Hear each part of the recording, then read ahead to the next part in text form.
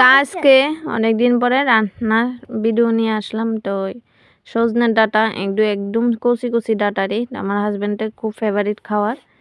তো আজকে রান্না করুম। তো তোমাদের সাথে আমি কিভাবে রান্না করি তোমাদের সামনে একটু শেয়ার করলাম। তো কাঁচা লঙ্কা চিরা দিয়ে লাইলাম, টমেটো চিরা দিলাম, তা আলু সিদ্ধ কইরা আদা ভাঙ্গা কইরা দিলাম, তা পাঁচফোড়ন আর আদা কুড়াইয়া সম্বাস দিমু, দিয়া ডাটা দি সব দিয়া দিমু। আমি এইভাবেই রান্না করি।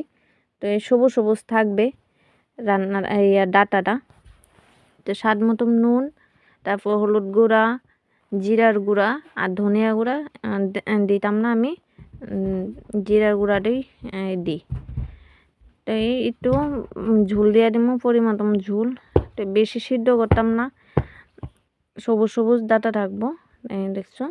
আর তবু সিদ্ধটা একটু বেশি হয়ে গেছে গা, ধনিয়া পাতা দিয়ে তারপরে নামিয়ে ফেললাম। তো আমার সাজনার তরকারি রেডি। তো আমার ভিডিওটা কেমন লাগলো একটু অবশ্যই কমেন্টে বলবে। তো এই দেখো রান্না করে নিলাম অনেক দিন।